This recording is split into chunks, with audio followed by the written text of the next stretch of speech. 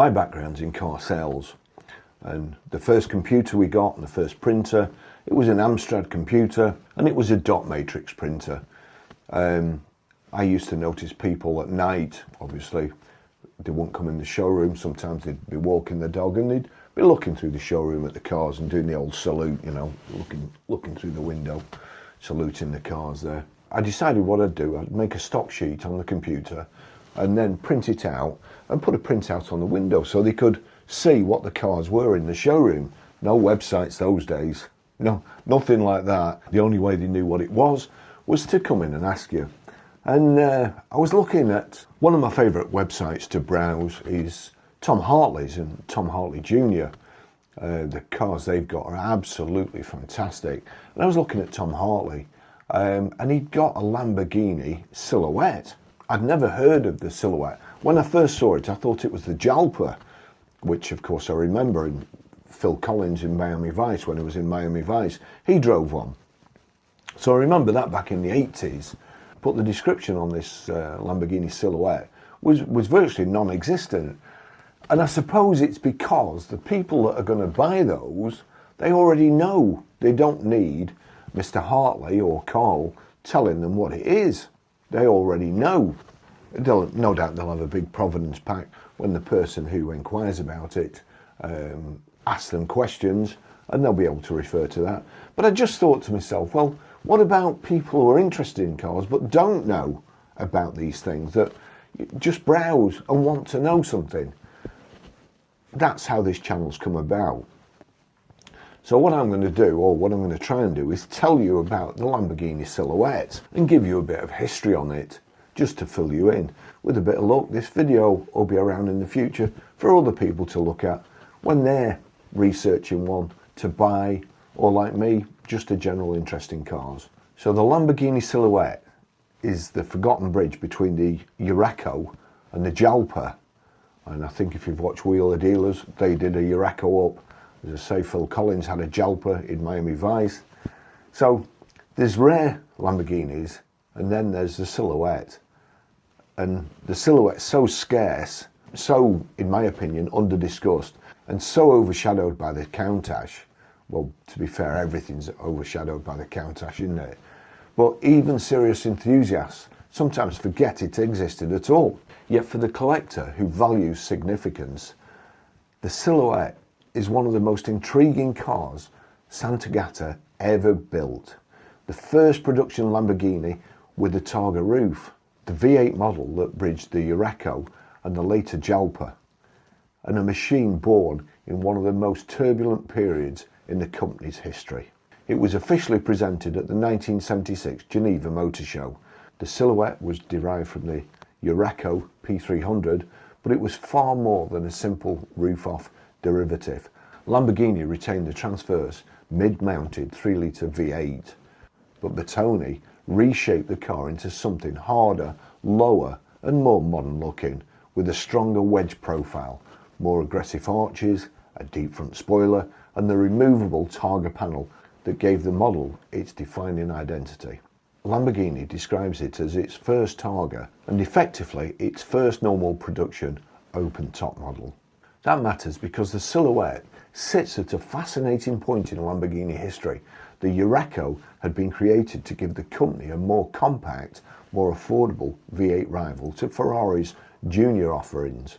But the 2+2 layout lacked some of the glamour buyers expected from an Italian exotic. The Silhouette answered the problem by turning the concept into a purer two-seat sports car with open-air drama, sharper styling, and a more overtly exotic stance. In many ways, Lamborghini's answer to the Targa wave sports car of the mid-1970s.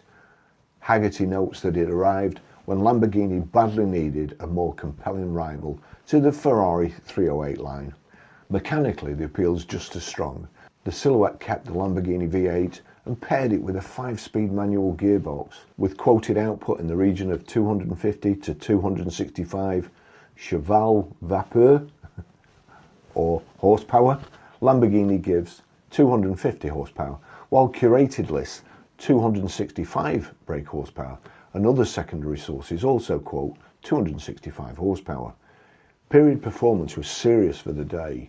around 6.5 seconds to 100 kilometers per hour and approximately 162 miles per hour or 260 kilometers per hour flat out. More importantly than the numbers, contemporary and retrospective writing alike emphasises the car's drivability, directness and balance. The Silhouette offers something arguably more interesting to the committed driver, a compact mid-engined Lamborghini that you can enjoy. It's also a car shaped by adversity.